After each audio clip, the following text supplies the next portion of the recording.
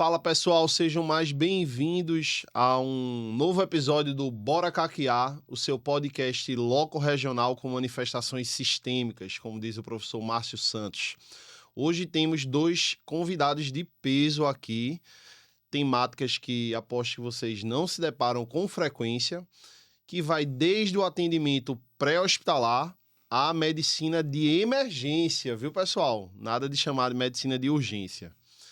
E hoje eu vou apresentar para vocês esses dois convidados, que mais do que convidados são pessoas queridas que entraram na minha vida, né? Alguns há mais tempo, outras de maneira mais recente, mas que são muito importantes, certo? Tenho Isis, que é formada em medicina pela UPE, a Recifense, mas que resolveu desbravar, né, o Centro-Oeste, foi lá para Brasília e fez medicina de emergência e volta como uma pioneira nesse desbravamento aqui, para contar um pouco da história dela. E Leonardo Gomes, né, o baiano mais recifense que a gente tem, que casado com uma alagoana, ou seja, é um cara realmente nordestino, não é isso? Um nômade quase, né? Nômade.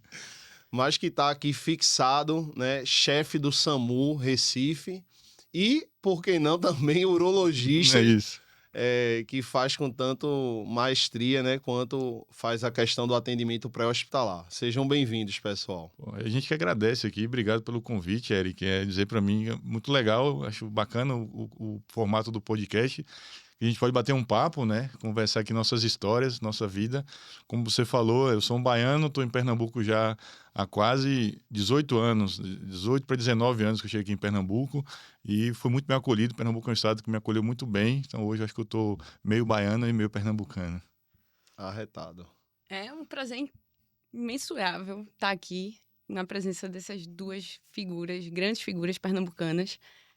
Sou da terra, estou voltando, estou muito animada, estou empolgada em trazer um pouco da medicina de emergência, né? E aí com pioneirismo, mas estou muito empolgada para desbravar a medicina de emergência pernambucana e vamos caquear, né? Vamos embora. Vou começar primeiro umas perguntas para Léo, né? Que é um pouco mais experiente Sim. que Isis. Você quer me chamar de velho, né? Desde Desde a hora que eu cheguei aqui, você tá falando isso. Respeito. Léo, de onde é que vem a coragem? A coragem de ser, por exemplo, esse cara que desbrava nos helicópteros como aeromédico, formando outros profissionais, né? A coragem do atendimento pré-hospitalar. De onde é que veio essa coragem para seguir por esse lado? Eu sempre falo, sabe, Eric, que assim, o pré-hospitalar é muito fascinante, tá? Acho que a gente foi formado, né, ao longo dos anos, né, por muito tempo a medicina tradicional, ela não olhava para o pré-hospitalar. Por muito tempo isso era dos bombeiros, né? Então, assim, o médico, ele não tinha uma formação para atuar em rua, para atuar em domicílio, para atuar numa tragédia, para atuar em situações muito difíceis, porque assim, a gente aprende a fazer o básico dentro de um hospital, dentro de um consultório, e eu sempre me fascinou, né? Eu me lembro quando eu me formei, e eu olhava para o SAMU, é um programa que no Brasil tem 20 e poucos anos ainda. Recife foi o primeiro programa de SAMU nacional. Então, aqui em Recife nós temos 24 anos do programa. Mas eu me formei, eu tenho 21 anos de formado, né? De fato, eu sou o mais velho aqui da mesa mesmo e não posso esconder. E lá atrás eu via diferente. Quando eu vi a primeira ambulância passar por mim, eu falei, rapaz, que negócio bacana trabalhar nisso aí. Porque é difícil, você não tem aquele arsenal de materiais naquela época, né? Hoje você até que tem muita coisa para apoiar no seu diagnóstico, no seu tratamento. E eu dizia assim, rapaz, o cara que trabalha nisso aqui, ele consegue trabalhar em qualquer lugar. Então, acho que veio do fascínio, acho que tem muito da coragem também, porque é um ambiente perigoso, mas, logicamente, você não faz nada sob risco, né? Há essa impressão de que quem está no pré-hospitalar está correndo risco o tempo inteiro. Lógico que o risco é maior do que quem está entre quatro paredes no hospital, mas você trabalha para isso, você é treinado para isso, e acaba passando por situações controladas, por mais que não pareça. Quem vê, né, você em cima de um helicóptero, atuando em situações como você disse aqui, parece ser coragem beirando a loucura, mas na verdade é treinamento, é protocolo e é segurança acima de qualquer coisa. Não basta só coragem, né? Lembro muito das aulas, né? aulas mais práticas do que teóricas. A gente realmente carece de disciplinas de medicina de emergência e de atendimento pré-hospitalar. Muitas vezes são vistas de formas pontuais em alguns módulos, né? Mas sempre aquela questão da segurança da cena, né? Isso. Era um dos tópicos iniciais que sempre se falava.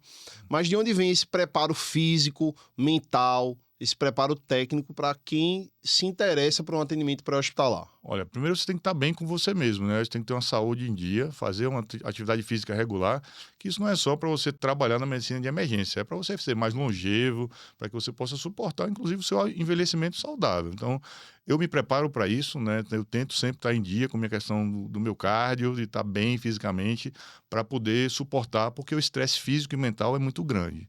O mental, você tem uma sobrecarga como teria em qualquer outro lugar. Eu acho que hoje em dia ninguém está sujeito a não ter nenhum estresse mental. Você pode estar em casa, no seu sossego da sua casa e estar estressado por motivos quaisquer. Então, acho que no ambiente pré-hospitalar, você acaba sendo muito exposto a situações como essa, né? Assim, tem uma coisa que eu sempre me preparo muito, são atendimentos à criança, né? Acho que a pediatria, para mim, é um desafio. Eu sou pai de 2 filhos, né? Um casal, Marina e João, mandar até um abraço aqui para eles. E assim, e sempre que eu me vejo em situações pediátricas, eu me desafio mais, sabe? Porque não tem como você não imaginar que poderia ter sido um filho seu, um sobrinho seu, alguém. Então, assim, a criança ainda mexe muito comigo. Mas você treina, você se prepara para aquilo, você consegue ficar frio, né, assim, porque acho que naquela hora você precisa estar controlado para atender bem, né, e não dá para você se descontrolar naquela cena. Mas somos humanos também, não vou dizer a você que a gente não fica tocado, não balança muitas vezes, mas eu acho que o tempo vai lidando, né, vai moldando a sua carcaça, né, como a gente fala lá no treinamento, para você suportar bem pressões como essas. Realmente essa parte de pediatria deve mexer. É. Ainda não tenho, mas minha filha tá nos Chegando, né? finalmente aí, 35 semanas e 3 dias, mas deve dar um friozinho na barriga quando chega. Sem dúvida. Puxando o gancho da pediatria, a gente pensa muito em medicina de emergência, falando de adulto, mas uma das grandes inspirações e talvez gostos, né, que Isis teve durante a formação foi a parte de pediatria também, não foi, Isis? Conta mais um pouco aí sobre isso. Com certeza, né? Pediatria é sempre desafiadora para o médico que é treinado de modo geral para lidar com adultos, né? E na medicina de emergência a gente recebe o treinamento completo para situações de emergência e isso com certeza envolve a pediatria. Então, na residência eu tive treinamento, a gente participou de rodízios de pediatria envolvendo terapia intensiva, envolvendo atendimento de urgência e de emergência, né? Mas também, como ela falou, não tenho filhos, mas são situações muito desafiadoras. A gente tem uma carga emocional envolvida muito mais forte, até pelo costume de lidar, né? A gente lida muito mais com adultos em processo de sofrimento crítico, em situações graves, e quando isso acontece com a criança, com certeza, para a equipe inteira é mais desafiador. Mas a criança parece que tem aquela resiliência, né? É A impressionante. gente se depara com situações que a gente diz, meu Deus, não vai conseguir sobreviver, suportar isso, quando vê lá, mostra pra gente que realmente... Ela nos toca, né, por conta da questão que você imagina, poxa, uma criança passando por uma situação como essa, né? Mas eu acho que essa resiliência delas é própria da idade, né? Elas acabam muitas vezes se reconstruindo. E assim, até no internamento, quando a gente vai no hospital, aí vai pro outro lado, né, na parte do internamento, você pega crianças que às vezes perderam pais, mães, né, irmão, num acidente, e quando você vai na enfermaria, ela já tá sorrindo, tá conversando com você, até lhe aconselhando, assim. Eu já passei por episódios aqui, teve uma vez um colapso estrutural lá em Paulista, né, no Janga, não sei se você lembra desse episódio, foi aquele edifício caixão que colapsou, né, tinha uma criança chamada Evelyn, né, na verdade ela já era uma adolescente, 14, na época ela tinha 13 para 14 anos, eu levei 12 horas para tirar ela dos escombros, né, então assim, eu passei o tempo todo conversando com ela, quando a gente encontrou ela, e assim, e depois ela saiu, meu medo era rabdomiólise naquele momento, porque ela estava com compressão da toda a perna dela, ela teve uma fratura importante da perna, quase que perdeu a sua perna depois, e aí eu fui visitá-la no Hospital da Restauração. E imaginando que ela estaria super abalada, porque ela perdeu o irmão que estava na casa com ela, o pai e a mãe, né? Assim, então foram 16 pessoas que morreram naquele prédio em 2023 e ela estava firme na enfermaria. Né? Ela estava com a fasciotomia na perna dela, estava fazendo tratamento, as fraturas estavam fixadas, etc, etc.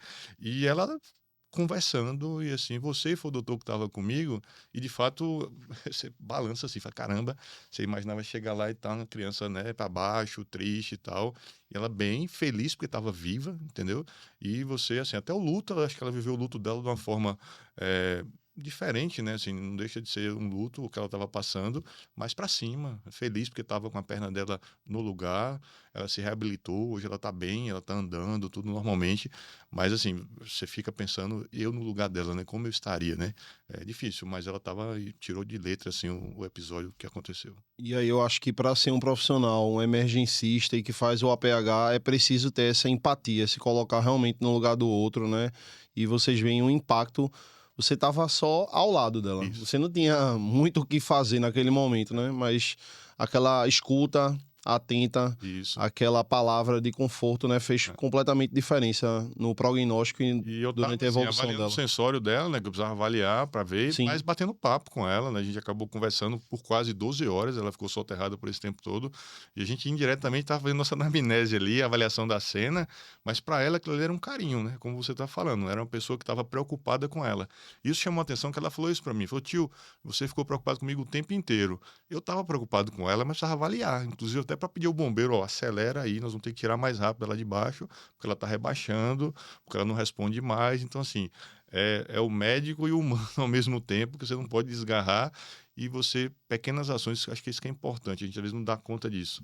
Em situações de emergência, né, e Izzy sabe muito bem disso, a gente, ações que a gente pode, tanto para o bem quanto para o mal, tá? Assim, o que você fale de forma adequada ou inadequada pode marcar aquela pessoa pelo resto da vida dela. Ela passa por aquele processo de que foi um trauma, foi algo de uma energia absurda, e uma palavra sua pode mudar o desfecho daquela pessoa. Não digo mudar para você ter uma sequela maior, Sim. física ou motora, mas psicológica, que ele vai lembrar exclusivamente de uma fala inadequada ou fora de lugar que você, socorrista, ou você, emergencista, fez no momento errado. Isso é muito forte. A importância e o papel do médico, né? Sim, Doutor Vigílio gostava muito de falar isso, né? Com certeza ele parodiou de alguém, mas você é dono do que cala e escravo do que fala, né? perfeito. Porque realmente são consequências que nossas palavras e atitudes não verbais por vezes causam realmente. Sim, acho que é importante, um gancho que Léo fez aqui, né? É importante destacar que ali é o pior dia da vida de alguém e da Sim, família de alguém, né? A gente tem que ter isso na nossa mente, que por mais que não seja o amor da nossa vida, eu costumo falar muito isso para os internos, que eu tenho a oportunidade assim, de acompanhar no serviço, né? Gente, vamos ter atenção, porque realmente essa pessoa aqui é o pior dia da vida dela, é o pior dia da família dela. Chega um pai, uma mãe em PCR ou uma criança em PCR na emergência e a gente tem que entender o que é que está significando aquilo ali, né? Claro que agimos como médicos capacitados, enfim, seguindo protocolos, mas ter essa lembrança é muito importante. Somos humanos, né? Todos somos humanos. E eu acredito que, Isis, você já deve ter passado, talvez, ou se não passou, com certeza vai passar e já teve esse treinamento, por muitos dilemas éticos. Eu imagino numa situação de catástrofe, chegarem 50 pessoas ao mesmo tempo, trazidas por dezenas de ambulâncias, né? Deve ter algum protocolo para isso, né? Talvez de como lidar, né?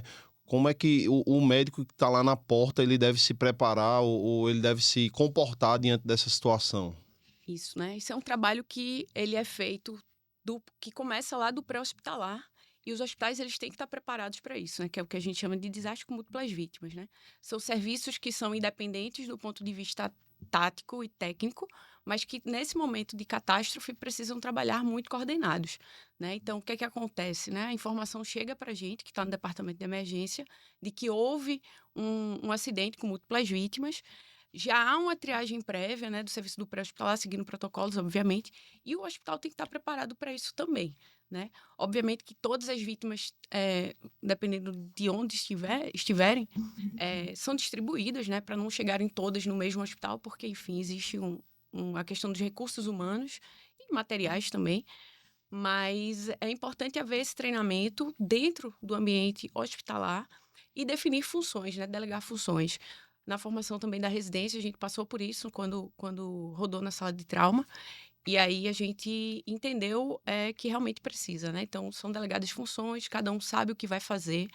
as equipes são separadas e os pacientes, de certa forma, já vêm triados, né?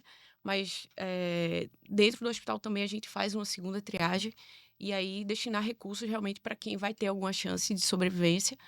E é difícil, né? Porque de repente você está indiretamente escolhendo ali quem vive ou quem vai ter alguma chance de viver. Mas isso não é uma escolha sem protocolo, sem técnica, né? Tudo baseado em estudo. E assim, e o que ela falou é muito importante, porque assim, o primeiro princípio que a gente utiliza para o atendimento a um desastre é você não transferir o sinistro para a unidade de saúde. Então, por exemplo, se eu tiver uma queda de um avião ou um colapso de um prédio, como eu falei aqui para vocês, que eu tenha 20 vítimas. Se eu triar essas 20 vítimas e colocar no mesmo hospital, eu só estou mudando o lugar do desastre. Porque eu chegar com 20 vítimas ao mesmo tempo em qualquer hospital, melhor que seja ele, eu vou ter um trabalho, vidas serão perdidas. Então, na hora que a gente faz essa mudança de chave da medicina individual para a medicina de massa, o que a gente faz no desastre, é importantíssimo eu ter esse princípio e o treinamento da triagem, né? A gente usa um método no Brasil, o mais comum que é o START, né? Quando eu vou classificar essas vítimas em verdes, amarelas e vermelhas, eu quero salvar as vermelhas primeiro, né? Que são aquelas potencialmente muito graves com chance de serem salvas, né? As vítimas pretas, hoje a gente usa como termo as vítimas cinzas, né? São aquelas vítimas que ou estão em óbito ou precisariam de muito tratamento na cena para sobreviver. Quando eu trato muito alguém na cena, eu deixo de tratar pessoas menos graves que conseguirão sair vivas. Mais ou menos o seguinte, eu tenho vítimas vermelhas e tenho vítimas pretas. Em condições normais, essas vítimas cinzas, eu, enquanto cirurgião de emergência, ou um cirurgião do trauma, ou um cirurgião de tórax, saberia fazer uma toracotomia de salvação, mas para aquele momento, fazer uma toracotomia para salvar uma única vítima, eu posso deixar de salvar 3, 4 ou até 5 vermelhas. Então, esse princípio da triagem ele é importante para que eu salve mais pessoas. Então, não é um desastre, como você falou. O princípio fundamental é não transferir o desastre para a rede de saúde. E o segundo é fazer triagem para salvar o maior número possível de vítimas. Então, acho que se você não sabe isso é difícil. Vai ser fácil Isso falando. foge do senso comum, né? Porque o leigo iria dizer assim, mas o senhor está deixando de salvar meu familiar que está Perfeito. gravíssimo, né? Exato. Mas, na realidade, a gente foge da lógica unitária e vai num princípio, de certa forma, de utilitarismo, né? Perfeito. É que a gente está tentando salvar o maior número de vidas. Exatamente. E está provado, se você for perder tempo com vítimas muito mais graves na cena, vítimas que teriam chance, podem perder essa chance porque você gastou muito tempo e energia para isso. Não é fácil, tá? Falando assim, no ar-condicionado, como a gente está aqui, tá tudo de boa, mas lá na hora, no calor do momento, tem a questão, como você falou, do familiar. Tem a vítima verde, né? Que é aquela vítima mais leve que vai estar gritando, que vai estar ali puxando pelo braço e vai dizer assim, olha, meu pai está ali com a fratura exposta, mas aquele fratura exposta tem um TCE envolvido, tem uma situação muito mais grave, e ele vai dizer, puxa, você está matando meu pai, ele vai achar que é isso. Só que do lado do pai dela pode ter 3 ou 4 pessoas que com a simples abertura de via aérea, uma imobilização, estabilização em prancha, eu levo e ele vai ser salvo, né? Estou falando aqui de 3, 4 ou até 5 pessoas. Então, esse preparo tem que existir, porque é nessa hora que vai ser cobrada a medicina de emergência de massa que você tem que saber fazer. Perfeito. Muito bom esses depoimentos de vocês dois. Puxando agora da catástrofe, do ponto de vista mais local, unitária, a catástrofe em si, né, para uma grande catástrofe, uma grande situação de saúde pública que a gente viveu e que ainda deixa seus efeitos ainda nos tempos de hoje, né, a pandemia, né?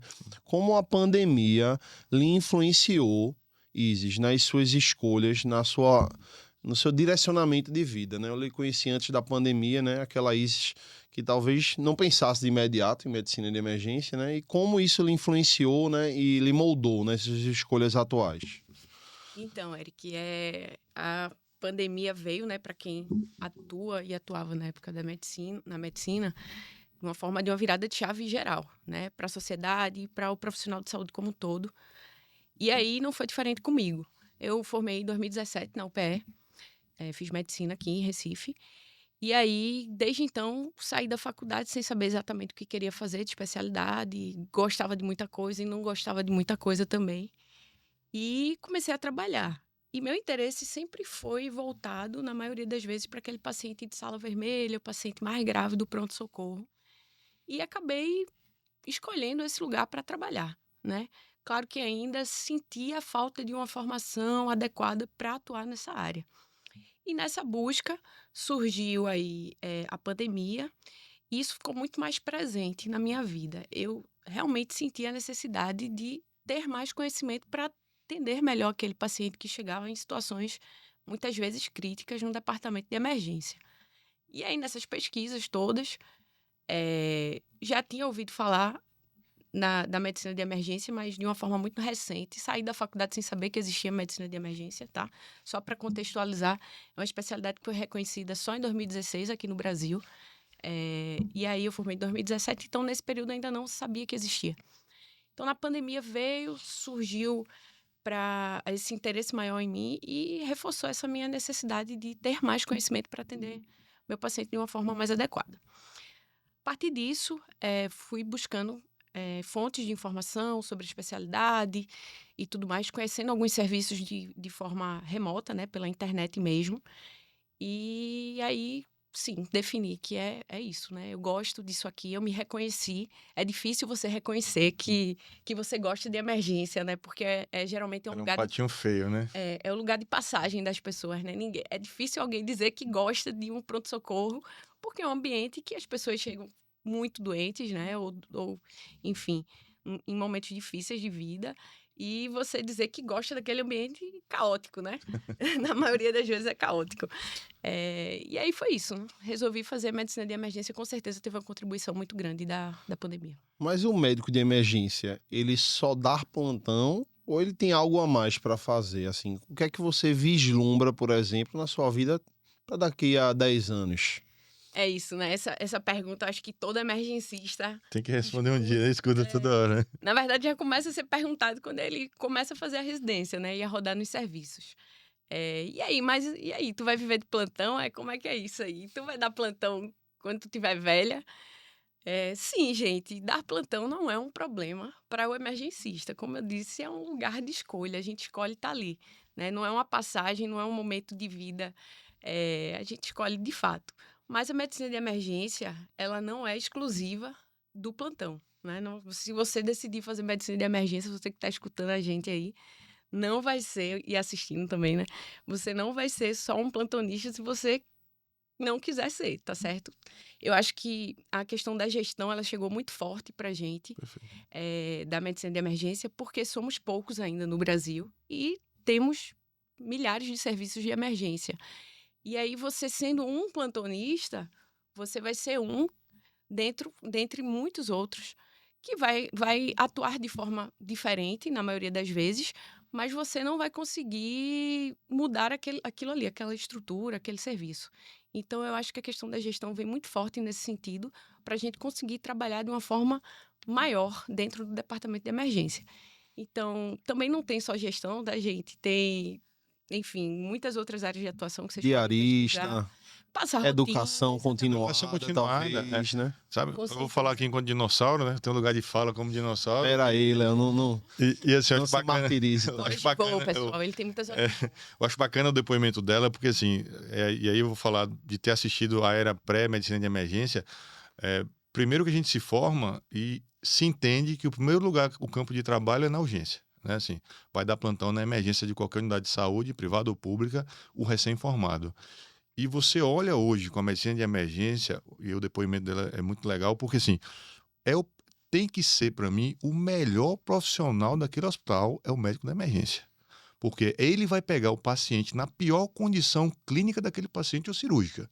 Então imagine você, a gente entendia, e eu vi muito isso na minha formação lá atrás, porque as pessoas formavam hoje, amanhã ia para a porta.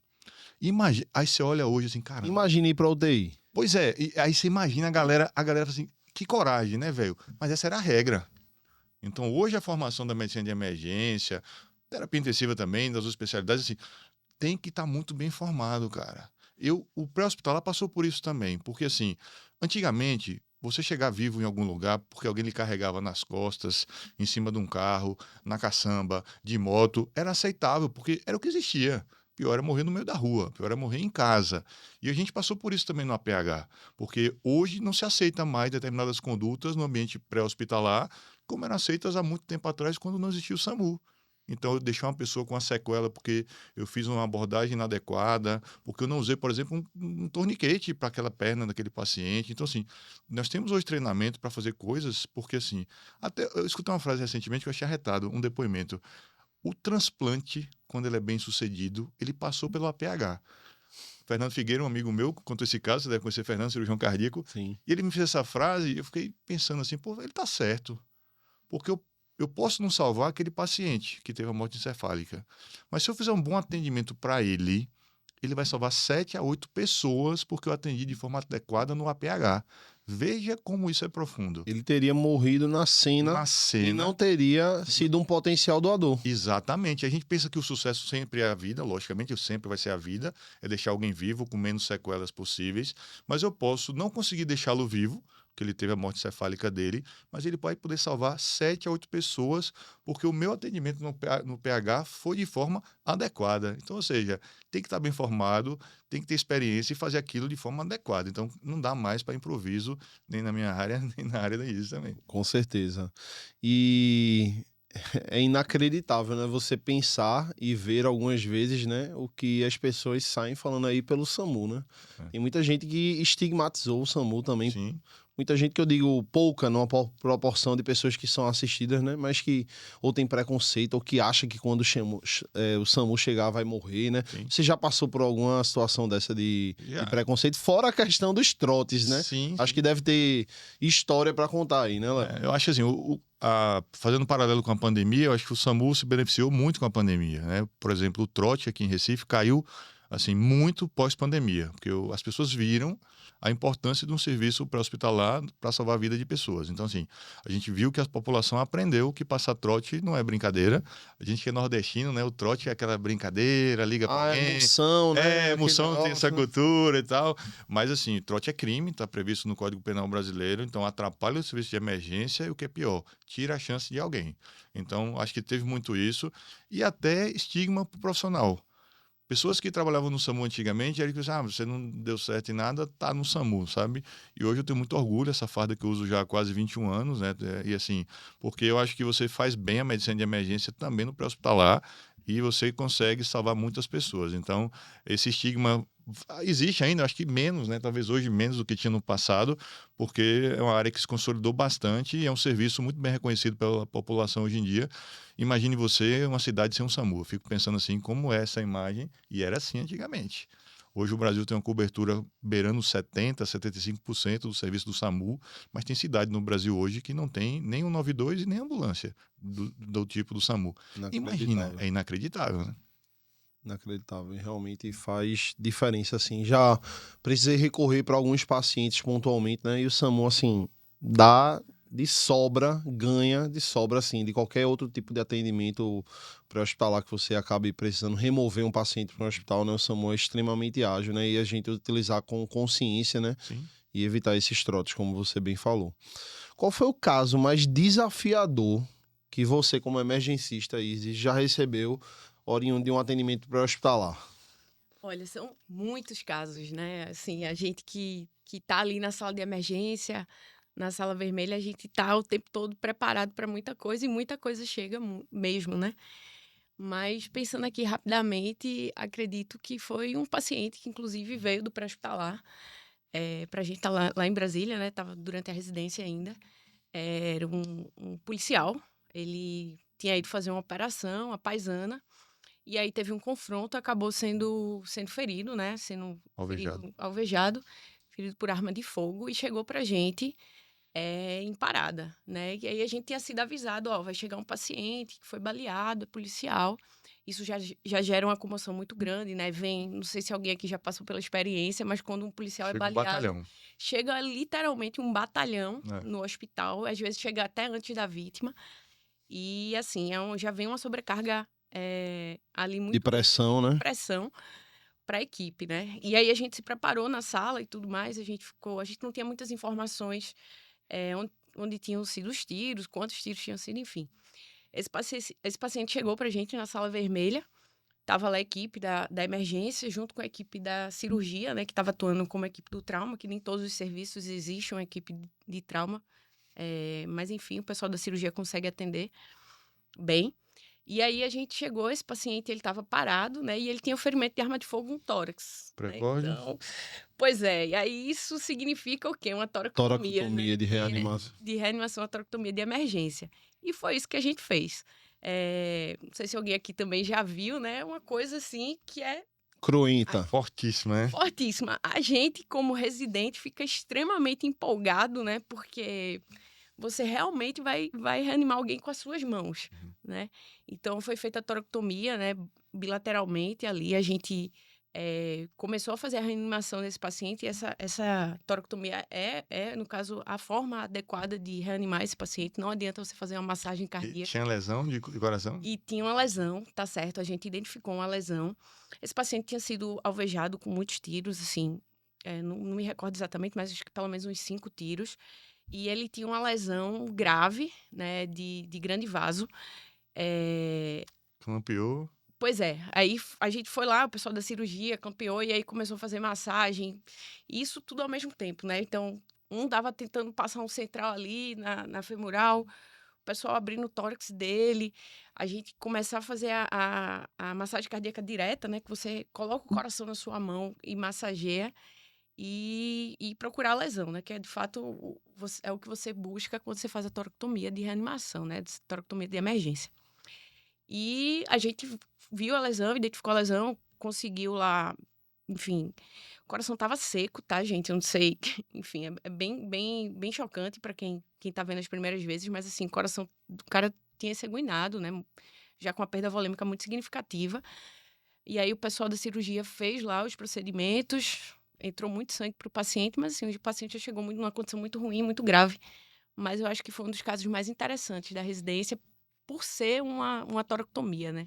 E aquele exemplo que vocês falaram, né? Foi o pior dia da vida deles, né? E você tinha que estar dando o seu melhor, né? Talvez não fosse o seu melhor dia, né? Mas você vai dar o seu melhor naquele momento para tentar realmente Só queria ajudar, né? complementar essa frase, que a gente tem assim, é o pior dia dele e ele não escolheu estar ali, mas você escolheu. Isso. Então, o seu melhor tem que ser dado porque você escolheu estar naquele lugar. E você espera que vocês dois se encontrem nesse momento, Sim, né? Pra exatamente. realmente Não é fácil, que não. ele se beneficie, né? E ainda sobre esse caso, né, teve a questão que a gente já comentou aqui previamente, emocional muito forte, né? Que foi a família chegou depois, né? E aí, enfim, você comunicar óbito não é uma Não é coisa fácil. fácil, né? E todo emergencista, ele passa por essa situação, seja lá no pré-hospitalar, que é difícil também, você encerrar esforços, né? Na casa das pessoas, muitas Sim. vezes. E dentro do ambiente hospitalar também nunca vai ser uma notícia fácil, né? Para nenhum médico. E aí eu participei da notícia do óbito, né? Fui junto com os meus staffs, meus preceptores, fazer essa comunicação do óbito para a família.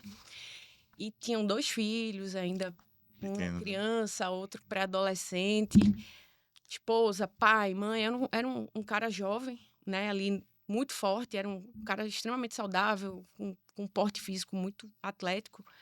E você simplesmente dizer que aquele pai não vai voltar mais para casa, né? Que aqueles filhos ali, a partir daquele momento, vão crescer sem a presença do pai. É uma situação muito difícil. Gerou uma comoção na equipe, teve gente chorando, eu chorei também. E não tenho vergonha de dizer, tem notícias, a grande maioria das vezes a gente não chora, porque a gente se acostuma, né? Aquilo, enfim, faz parte da nossa rotina, dar notícias ruins, e a gente se prepara para isso. Mas tem notícia que pega a gente de um jeito diferente. E a gente acaba se envolvendo emocionalmente. Mas, enfim, tudo faz parte. Faz parte, assim, a gente é meio que acostumado, né? A medicina de emergência e também no pré-hospitalar, a ter sucesso sempre, a gente tem essa falsa sensação, né? E, tipo assim, mas há uma finitude da vida, a gravidade da lesão, e a gente não vai conseguir reverter isso, né? Então a gente acaba muitas vezes achando que, como se fosse uma culpa nossa, né? Não tem como, por mais preparado que a gente seja, a gente sempre puxa um pouquinho para esse lado. Será que se eu tivesse feito dessa forma, ou mais alguma coisa, eu teria sobrevivido ali? Mas não é, tem que estar pronto para também fazer isso. E a comunicação do óbito, assim, a gente no pré-hospitalar acaba muitas vezes não fazendo tanto, porque quando é um caso de trauma, muitas vezes o paciente sai com vida que ele morra no hospital ou morra na UPA, isso fica a critério mais de quem recebe esse paciente. Mas quando é na cena, no domicílio, não é simples. Você está na casa daquela pessoa, né, com a família daquela pessoa, você chega, então assim, ele tipo, para aquela família, chegou a salvação do meu familiar, né? E aí você sair daquele quarto ou daquela casa e dizer, não consegui, é também difícil. Não dá, né? Como a Isis falou, a gente às vezes chora também, porque, cara, alguém perdeu o amor da vida dele, entendeu? Assim, é bem difícil, a gente também se emociona quando tem situações como essa, porque de fato é pesado, né? Não é simples, não. É. Como seres humanos, né, nós somos frutos das nossas experiências anteriores. Sim, Pode ser que de alguma forma aquilo nos impactou, né? sim. Por mais que a gente seja altamente treinado tecnicamente, né? O protocolo, seja ele qual for, utilizado para fazer uma comunicação de uma notícia, né? Como o protocolo Sim, Spikes, por exemplo, né? sim. Ele não deve nos engessar, né? A gente vai E robotizar a gente, individualizar. né? Não virar robô também, né? Isso a gente vai individualizar e utilizar para cada contexto, né? Uma forma de se comunicar, né? Às vezes a melhor comunicação que você pode fazer naquele momento com essa família é apenas escutar eles, né? Eu fiz um treinamento uma vez sobre comunicação de óbito, lá em São Paulo, e aí eu meio que briguei com o tutor, né? O cara que estava lá, porque eu entrei no quarto e eu tenho mania, eu sou um cara que eu tenho um toque assim de bom dia, boa tarde, boa noite, sabe assim? Eu não consigo entrar num lugar ou no elevador, qualquer ambiente que eu chegar, eu vou dar bom dia, boa tarde, boa noite. E quando eu entrei, eu dei boa tarde, era uma simulação realística, tá? E eu tirei, assim, nota, atingi a meta do treinamento, né? Uhum. E quando aí depois a gente assistir, né? Porque era gravado e tal. E aí o instrutor fez assim: não, você foi perfeito e tal. Eu falei: não, tá errado. Aí ele falou assim: não, você acertou. Eu falei: não, mas eu dei boa tarde. Aí ele falou assim: mas qual o problema? Eu falei: pô, bicho, o cara perdeu o familiar. Entra alguém dando boa tarde, a tarde não tá boa. Isso foi em 2010, 2009, quando eu fiz esse treinamento. E eu tive uma dificuldade. Assim, ele disse que eu estava certo, tá? Assim, nesse boa tarde. Mas você não digeriu esse, Eu né? não digeri para mim mesmo, sabe? E depois eu levei muito tempo no meu dia a dia, na minha maturidade profissional, para saber o que é que eu falo para entrar num quarto, o boas-vindas, sabe? Com E aí, licença, eu- talvez. olá. Olá. Mas, assim, eu aprendi a fazer olá. Hoje eu uso no meu dia a dia o olá, entendeu? Assim, mas foi difícil, porque eu não sei adentrar em nenhum local sem dizer um bom dia, boa tarde, boa noite, sabe? Mas para aquele momento não é bom dia, nem boa tarde, nem boa noite. Eu travei assim por um tempo para aprender a falar isso, porque para trocar o bom dia por um olá, hoje eu dou olá, espero dar menos olá para isso, entendeu? Não gostaria. É muito complexo, realmente. Queria tocar num ponto ainda, antes da gente seguir para um bate-bola, jogo rápido.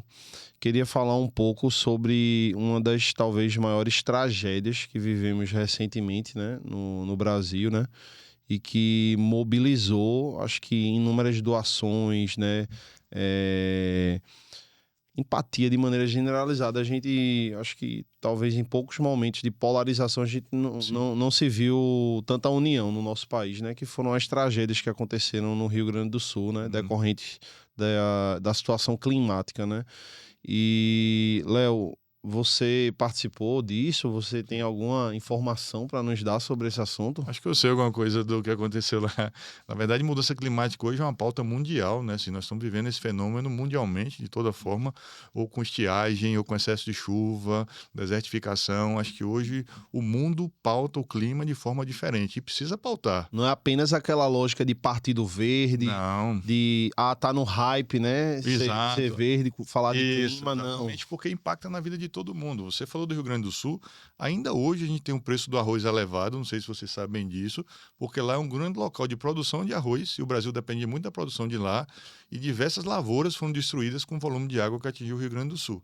Então perceba, o cara que pode dizer sou anticlima, não ligo para a pauta verde, está pagando arroz mais caro, porque o Rio Grande do Sul sofreu aquela chuva que teve lá.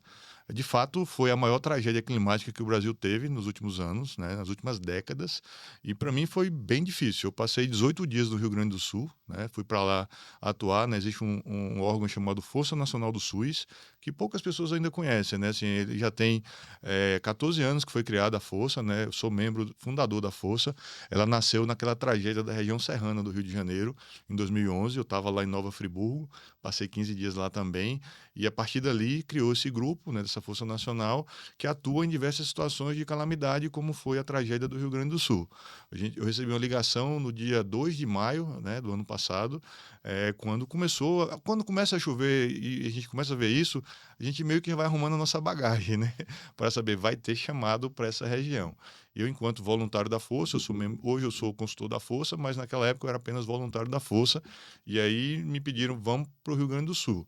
O primeiro desafio é convencer sua família, né? Como é que você vai para um lugar que está todo mundo fugindo de lá, né?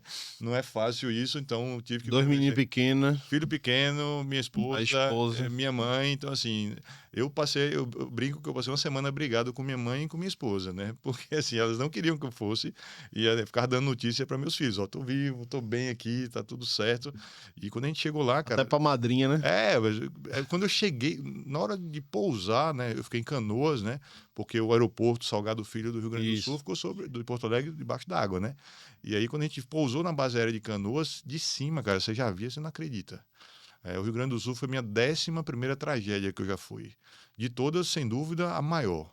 E quando eu vi naquela cena o avião se aproximando para pousar, sabe assim, você olha para uma coisa, Aquela rapaz, coisa meio barrenta, cara, só. não, você só via água. E assim, eu dizia assim, rapaz, foi pela primeira vez que eu fiz assim, isso aqui só Deus resolve. Para quem tem fé ou é cristão, eu olhava assim, porque quando eu fui para as outras tragédias, você chega, ou já tinha parado de chover, ou era uma chuva menor, não, as coisas vão se acalmar com o tempo. Mas lá foram 373 cidades atingidas pela chuva, geada, desmoronamento, queda de barreira. Então, todo tipo de fenômeno relacionado à chuva e inundação estava acontecendo ao mesmo tempo. Então, não era assim, estava chovendo muito aqui, aqui já estava assim. Não, era chuva aqui, geada aqui, inundação, queda de barreira, tudo ao mesmo tempo. E a gente chegou lá com voluntários. Lá surgiu o Serviço Aeromédico da Força Nacional do SUS, foi a primeira missão do Aeromédico da Força. Hoje estou respondendo por esse serviço, né, nacional. Então, todas as ações relacionadas ao Aeromédico da Força Nacional do SUS tem um baiano pernambucano aí cuidando dessa equipe. E a gente balança um pouco na chegada, né? Fica mais assim, sacode a poeira, como diz lá na minha terra, e vamos ter que trabalhar. Arregaçamos as mangas, distribuímos os binômios, né? Que era um médico e um enfermeiro, são operadores de suporte médico, né? Então, a especialidade para tripular a aeronave, tanto de asa rotativa, que é o helicóptero, né? Ou asa fixa, que é o avião. Então, assim, tinha que colocar pessoas, porque nós tínhamos vazios assistenciais. Tinha lugar que o único hospital estava com água até o teto. Teve um hospital lá em Canoas que a UTI ficou submersa com pacientes entubados que morreram afogados. Perceba o que é isso. Então, assim, foi algo super desafiador. A gente montou um serviço aeromédico lá que trabalhou 43 dias. Então, a gente tinha dia para começar e tinha uma estimativa para terminar o serviço, porque era algo muito grande, mas tinha que ter um planejamento, porque senão a gente estaria lá até hoje, porque os vazios existem, né? Infelizmente, esse desequilíbrio do SUS está presente em todos os estados da nossa federação, e a gente sabia que lá era algo assim gigantesco, como foi. E sob risco, sabe, Eric? Assim, por mais que a gente falou aqui no começo do programa que a gente cuida pela segurança, a segurança da cena, eu precisei evacuar a base aérea porque a chuva estava tão grande que a cota de inundação tinha atingido 5,34 e o dique que protegia a base aérea só segurava até 5,40. E eu fui avisado isso na noite de uma quarta-feira, 9 da noite, com a água subindo. Imagina o que é você evacuar uma base aérea, né? Eu tinha diversos profissionais comigo para a gente sair às pressas, porque a água poderia chegar e afogar todo mundo que estava trabalhando lá. Então, o Rio Grande do Sul foi difícil sobre várias maneiras, sobre várias óticas, mas felizmente deu tudo certo na nossa jornada lá. As equipes que foram comigo voltaram todas com saúde, todas bem. Vidas foram perdidas, infelizmente, pelo volume de chuvas que teve lá, mas eu acho que a gente conseguiu dar conta e fazer um trabalho bem legal lá para pessoas que precisaram do nosso trabalho em algo num momento tão difícil.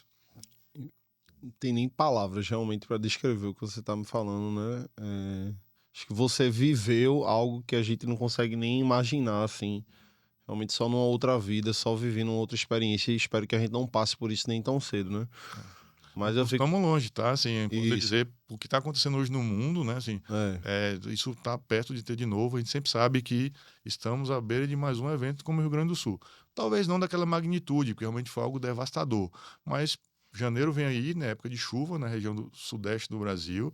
Rio de Janeiro, a cada 2 ou 3 anos, tem fenômenos de chuva muito fortes lá também. Então, assim, a gente está sempre em alerta permanente Sim. para poder ter algum acionamento para algo como aquele ali. E só puxando o gancho também aqui sobre a fala de Léo, né? Houve um chamamento do voluntariado, né? Um chamamento voluntário da medicina de emergência para atuar lá no Rio Grande do Sul. Então, Conta muitos um pouco mais colegas, disso, minha amiga. muitos colegas, né, que já tinham concluído a residência, né, foram convidados para participar dessa força-tarefa. Foi uma força-tarefa nacional, né? Uma representatividade muito grande, enfim, do Brasil, que faz parte da medicina de emergência. Então, colegas de diversos lugares do país foram para lá para atuar também, né? Então, mais uma vez, essa questão do pré-hospitalar casando com a medicina de emergência que atua no hospitalar. E a gente também passa por estágios, né, do pré-hospitalar. Eu tive a oportunidade de rodar no SAMU-DF, trabalhei um tempo também no SAMU-DF, como médica, e é isso, né? Essa dinâmica que acontece é muito importante, né? Do atendimento que o Léo faz com a equipe dele e do médico emergencista, né? São especialidades aí que andam juntas. E acho que isso que você falou também, assim, a mobilização ela foi sem cores e sem bandeiras, sabe? Acho que Isso. foi legal. Acho que o Brasil se mobilizou. A gente estava lá na base aérea, então a gente estava acampado, né? Dormia no hospital de campanha lá, naquele modelo de tenda que a gente estava dormindo lá no nosso alojamento, e pessoas chegavam de forma voluntária, né? Como o Isis falou, eu quero trabalhar. Eu vim de tal estado, de tal local para ajudar. E lá era a porta de entrada, inclusive, das doações. Assim, é impressionante como chegou muita doação. Canoas teve época que chegou a ter 8.000 pessoas desabrigadas, né, na Universidade Luterana Brasileira lá, e era uma cidade dentro de um ginásio, praticamente. Então, assim, e você via tendo comida, água potável, pessoas que queriam cozinhar, pessoas que queriam limpar o espaço, ou seja, houve uma mobilização, solidariedade, uma rede absurda, né? Mostra que o brasileiro ainda não está perdido nessa questão de polarização, e as pessoas foram para lá ajudar. Inclusive, eu ouvi uma brincadeira de uma amiga minha que ela falou assim, rapaz, não vai para lá não, porque o estado é X ou Y, Z. Eu falei, eu não tô indo ver isso, eu tô indo lá atuar para pessoas que estão em situação de emergência. Se o estado é X, Y, Z, não me interessa, porque eu não vejo bandeira, eu vejo pessoas. Isso. E isso, muitas pessoas, aí não estou fazendo minha propaganda, muitas pessoas também despiram-se desse tipo de bandeira, copartidária, e foi para lá ajudar, e ajudou muita gente, eu tenho certeza. Que incrível. Muito. Enche a pessoa, renova as esperanças e energias realmente na medicina, porque é algo que. A sensação de gratidão depois de ter vivenciado tudo isso, né? E até nos atendimentos, principalmente mais corriqueiros do dia a dia, do cotidiano, né? Faz a gente chegar em casa, né? E se sentir gratificado por poder estar ajudando pessoas, né? Como vocês estão me passando. Uhum. Mas eu fico me perguntando, Isis, como é que você faz para recarregar suas energias, né? Depois dessa rotina, né? Que talvez para você não seja desgastante, porque você escolheu realmente como não ser passagem, ser permanência, né? O que você faz para você recarregar suas energias? Eric, eu sou uma senhora cansada agora, né? Eu já tô numa fase de que gosto de dormir cedo e gosto de dormir na minha cama, Uhum. né? Passei muitas noites acordadas trabalhando na residência, enfim, todo esse processo. Mas eu sou filha de Deus também e Uhum. gosto de descansar, gosto de... Tenho hobbies, né? Gosto de jogar tênis, gosto muito de jogar tênis. Durante a residência tive que me afastar por falta de tempo mesmo, mas agora estou tentando retomar, voltar a fazer atividade física, academia, enfim, isso é importante, né? Velhice é músculo, então Uhum. cultivem seus músculos ao longo da vida. E gosto de, enfim, interagir com a minha família, com os meus amigos, gosto demais de uma prainha, sou apaixonada por Noronha, estagiei em Noronha durante a residência, Pô, que legal. fiz um estágio de medicina de áreas remotas lá, para casar essas duas coisas que eu sou apaixonada, né? A medicina de emergência e a praia. E foi uma experiência incrível, muito legal. E é isso. São Muito meus hobbies. interessante. É. E você, Léo, o que é que faz aí para dar uma É, relaxada? veja, eu consegui a proeza de relaxar sendo urologista, né? Então, Como é que dá para conciliar pois a vida de urologia com essa vida não, dinâmica, né? pois é, não é fácil. Assim, por formação, eu sou urologista, né? De qualquer coisa, então eu acabo tendo muito pouco tempo para poder ter muito hobby. Meu principal hobby, eu acho que é minha família e eu gosto muito de andar de bicicleta, né? Assim, a pandemia me ensinou isso também, né? Fechou tudo na pandemia, né? Com lockdown, e eu fui um cara de academia. Eu gosto da academia, faço até hoje, inclusive, mas aí fechou. E o que eu faço? E eu tinha uma vontade de voltar a andar de bicicleta, porque eu sempre gostei de andar de bicicleta. E, cara, eu acho que foi minha sanidade mental veio em duas rodas, sabe? Na época da pandemia. Quando eu comprei uma bicicleta lá em 2020, eu pude sair para andar e aí era a hora que eu pensava, que eu relaxava, que eu avaliava minhas ações, que eu programava nossas estratégias, porque algo, né? A pandemia foi algo que mexeu com todo mundo, né? E aí eu criei um gosto muito grande pela bike, né? E aí hoje eu consegui inserir, hoje não, na época já, a minha família para andar de bike também. Então, acho que o meu principal hobby hoje é ainda a bicicleta, é o que eu consigo fazer, é o esporte que eu pratico que me dá boa saúde mental também. Movimentem-se, pessoal. Todo mundo aí tem uma válvula de escape, né? Algo para dar significado à vida, né? Acho que para algumas mensagens finais, né? Começar por Isis, né? Se os estudantes de medicina, né? Que a gente vem numa escalada de progressão geométrica, né? Um número de estudantes formados, né? E muitos deles vão trabalhar de forma passageira, né? Mas talvez não, né? Como médicos plantonistas, né? Que conselho você daria para esses estudantes que vislumbram, pensam na possibilidade de fazer medicina de emergência, não de urgência? É isso, a primeira coisa que eu ia falar, né, é que o nome da especialidade, pessoal, para ficar consolidado aqui no estado de Pernambuco e no Brasil, é medicina de emergência, tá certo? E o médico especialista é o médico emergencista.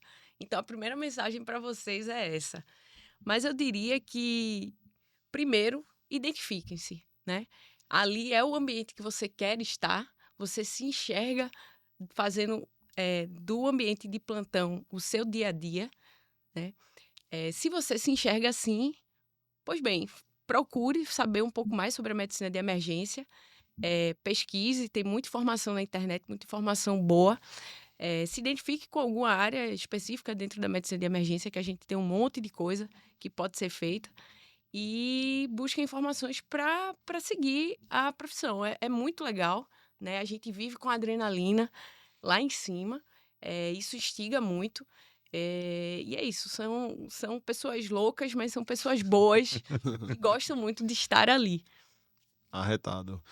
E, Léo, que frase, que pensamento, né, você deixaria aí como um dos fechamentos, né? Eu tinha até algumas outras dúvidas para perguntar no podcast, né? A gente pode até marcar uma outra conversa, nós três novamente, né?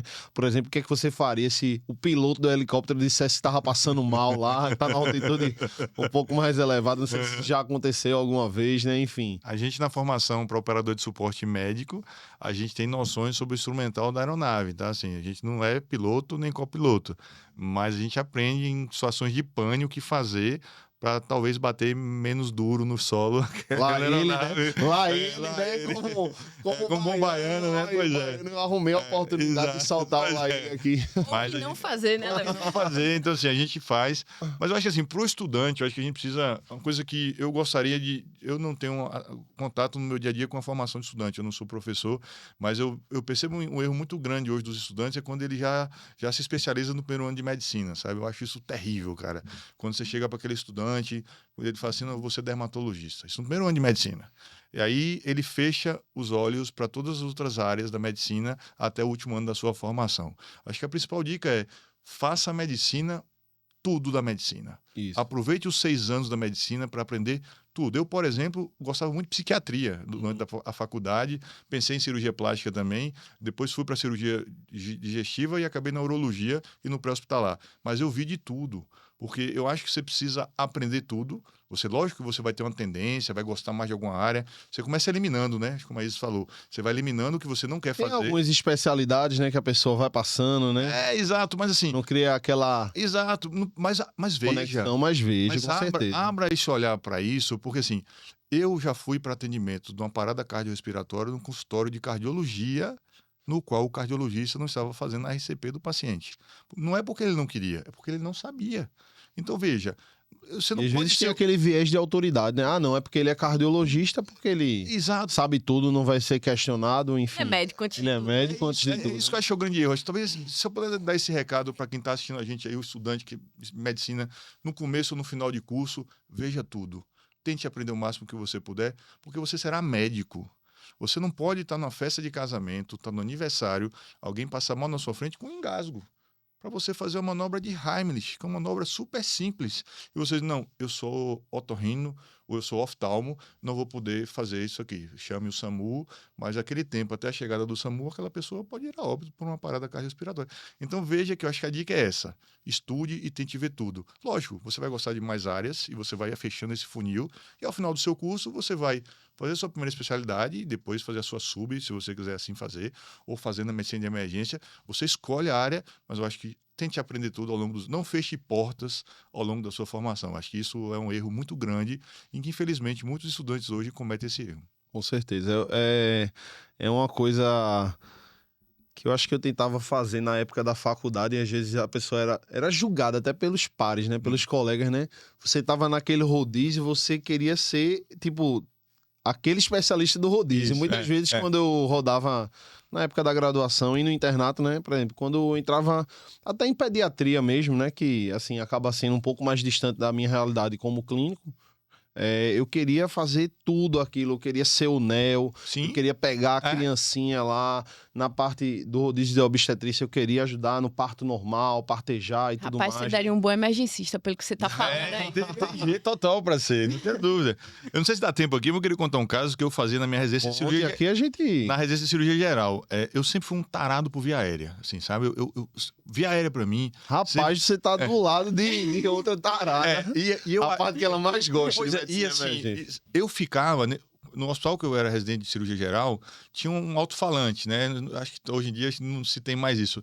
E eu ficava escutando quando falavam assim, chamada de anestesista na endoscopia, ou chamar... Cara, eu chegava antes do anestesista. Eu era o louco da intubação, sabe? Assim, da via aérea. Porque eu achava assim, um médico tem que saber dominar uma via aérea, cara. Não pode você não saber fazê-la, entendeu? Assim, é o A do ABCD.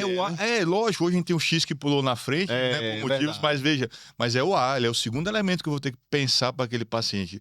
Então, assim, eu ficava assim, eu pegava como residente, e meu staff falava assim, mas rapaz, você não vai ser anestesista, não. Eu dizia, mas eu vou ser médico. Eu tenho que dominar uma via aérea, não pode. E eu achava bacana porque, assim, os anestesistas me convidavam às vezes, quando era uma via aérea mais difícil, assim, Léo, chega aqui. Quando eu era estudante, eu era tarado da veia, sabe? Da punção venosa. Eu queria aprender a fazer. Eu ficava com aquela técnica de enfermagem, da sala de cirurgia. E muita gente acaba com preconceito por besteira. Não, isso é coisa de técnico, de enfermeiro, de jeito nenhum, minha gente. Na hora do vamos ver... Você tem que saber. O paciente chocadão assim, às vezes... Não vai dar pra pegar uma central, né? Às vezes vai ser um intraósseo, vai ser, enfim. A gente no helicóptero voa em dupla. Vai um médico e um enfermeiro. Eu não tenho um técnico de enfermagem fera, que tem muito isso, né? Aquele cara que é o fera de punção venosa, né? Alô, Saulo. E aí você só tem você e o enfermeiro. Se você minimamente não puder ajudar ou saber como fazer, então, assim, eu acho que bate nessa história da formação. Eu sempre gostei, sabe? Eu me dedicava para aprender, para falar, eu não vou perder para essa via aérea, sabe? Eu sempre gostei disso e sou até hoje, assim, é uma das coisas que eu mais bato, faço sempre estudo, treino e eu acho que não estou completo, preciso aprender cada dia mais, mas acho que é uma boa dica isso aí.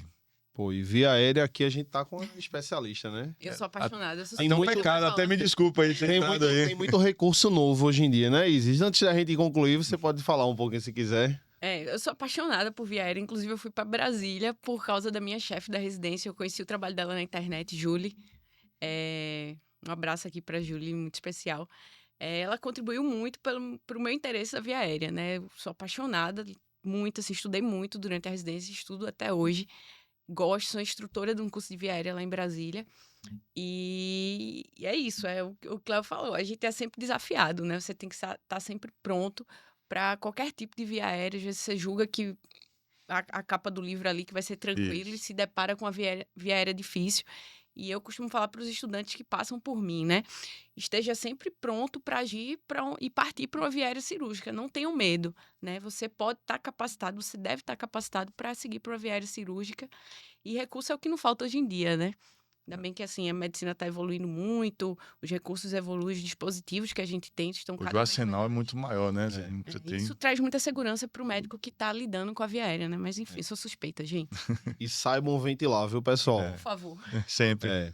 Então, pessoal, acho que chegamos ao final do nosso podcast, né? Eu queria deixar de mensagem assim, né?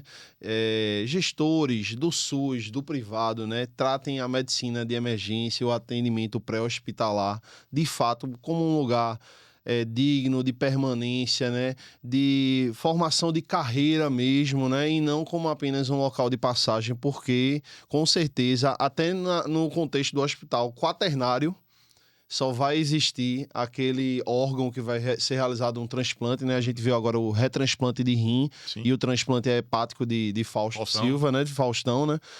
Só acontece por um bom atendimento pré-hospitalar, por uma boa recepção de uma medicina de emergencista que vai depois direcionar o paciente para a UTI ou para o bloco cirúrgico, né?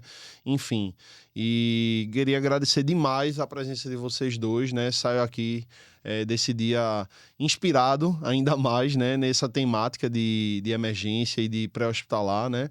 E fiquem à vontade aí se quiserem mandar um salve, um alô para familiares, amigos, colegas. Primeiro, Isis.